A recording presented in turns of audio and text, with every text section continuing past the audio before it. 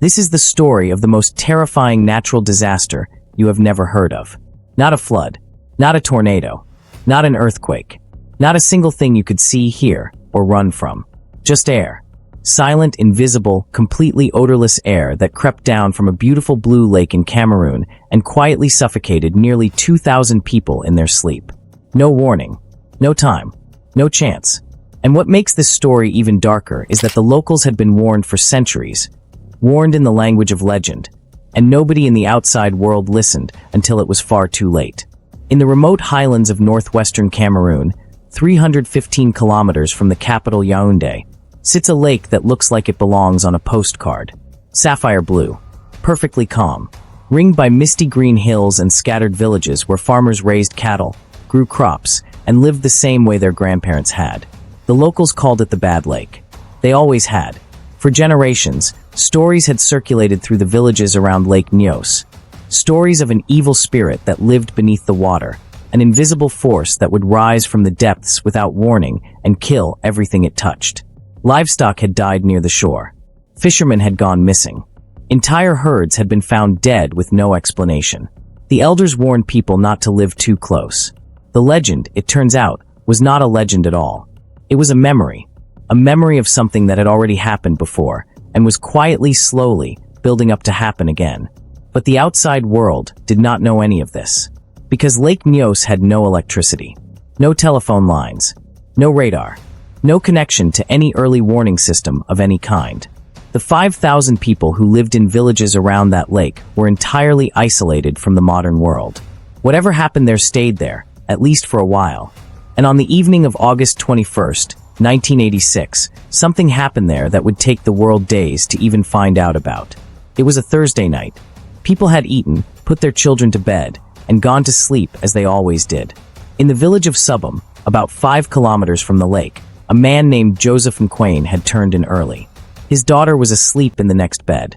The night was cold and quiet, so quiet, one survivor later recalled, that the village felt like a cemetery. Not even the chirp of a bird. At approximately 9:30 in the evening, something moved at the bottom of the lake. What exactly triggered it, nobody knows to this day. Most scientists believe a landslide disturbed the deepest layers of the water. Others suspect a small volcanic tremor at the lake bed. Whatever the cause, the result was catastrophic and instantaneous. Because deep beneath the beautiful surface of Lake Nyos, for decades, something had been slowly building. Magma sitting miles below the lake bed had been quietly leaking carbon dioxide upward, through the earth, through the rock, into the cold water at the bottom of the lake.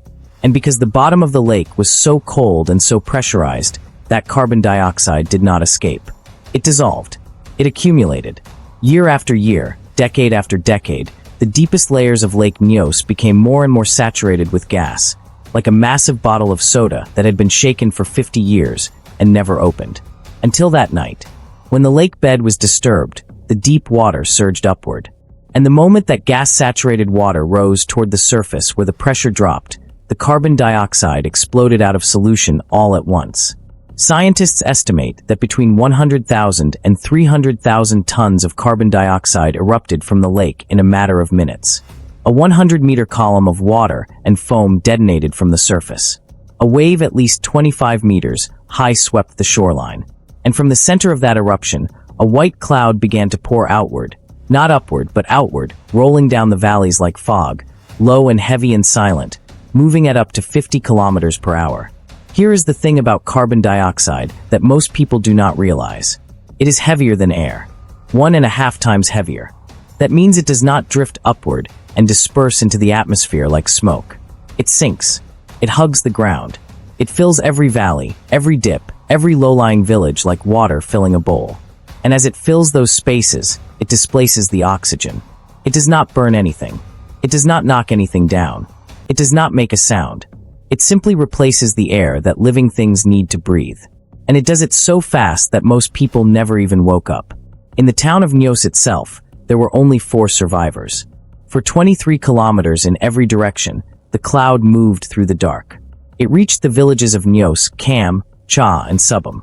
It killed every type of animal it encountered, cattle, goats, dogs, and even the insects in the grass. It killed people sitting in chairs, people lying in beds, People who had stepped outside to look at the stars and simply dropped mid-step. Their bodies found later on the paths leading out of town, faces frozen mid-run, going nowhere. The cloud did not touch the trees. It did not touch the buildings. It did not touch a single leaf. It only killed the things that breathed. And then it dissipated. And the night went quiet again. Back in Subham, Joseph McQuain eventually woke up. He did not know how much time had passed. He could not speak. He could barely open his eyes. His trousers were stained a deep red, and there was a strange, thick mess covering his skin. His arms had wounds he could not explain, and had no memory of getting. He tried to cross to his daughter's bed. He collapsed. He lay on the floor until the following morning, when a friend knocked on his door. When he finally managed to open it, he went to check on his daughter. She was already dead. He walked to his neighbors. They were all dead. He got on his motorcycle and rode through the village of Nyos toward help. He did not see a single living thing. The first outsiders to reach the area found a scene that would later be described by a Dutch priest named Father Tenhorn as looking like the aftermath of a neutron bomb. Everything was structurally intact. The sun was shining. The fields were green. And absolutely everywhere, in homes, in fields, on paths, in cattle pens, were bodies. Thousands of them, perfectly still. No visible injuries. No fire damage. No flood marks. Just death.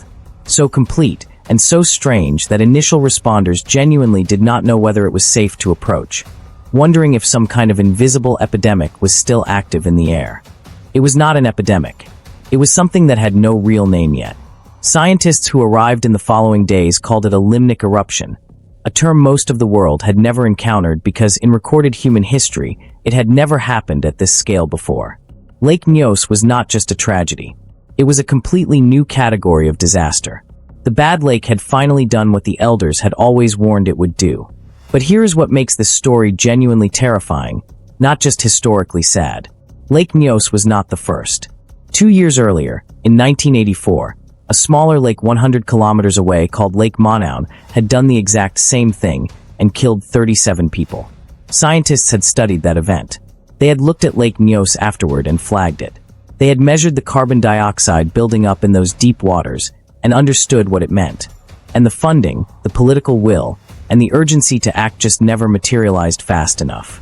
1,746 people were the price of that delay. And now comes the part of this story that most people never hear. Because Lake Nyos is not the end of the story. It is the beginning of a warning that still stands today. When scientists began surveying other lakes in the region after 1986, they found something that should have made global headlines. Lake Kivu, sitting on the border between the Democratic Republic of Congo and Rwanda, is 2,000 times larger than Lake Nyos. And it is supersaturated. Not just with carbon dioxide, with methane too. 2 million people live along its shores. 2 million people who wake up every morning next to a lake that, under the wrong geological conditions, could produce an eruption that would make Lake Nyos look like a footnote. Engineers did eventually act on Nyos. In 2001, a French team installed a degassing pipe, a tube reaching 203 meters to the bottom of the lake, pulling the gas-saturated water slowly upward, releasing the carbon dioxide safely into the atmosphere. By 2019, the process had reached a steady state, self-sustaining, no external power needed, the lake finally and slowly exhaling the decades of pressure that had built inside it. 3 pipes now run in Lake Nyos. 3 pipes in Lake Nyos. And for now, the threat there is manageable. But Lake Kivu waits. And 2 million people sleep beside it every night, as quietly and as unaware as the people of Nyos slept on the evening of August 21st, 1986. The bad lake no longer looks bad. Today, Lake Nyos is sapphire blue again, calm, still, ringed by those same misty green hills. The villages around it are empty, the government having banned resettlement because the natural earthen dam holding the lake in place is showing signs of structural weakness. If that dam fails, the lake does not just gas the valleys. It floods them first, and then gasses them. Scientists have flagged this. The funding, the urgency, it all feels familiar. Joseph McQuain survived. He was left with permanent respiratory damage, and he lost his daughter.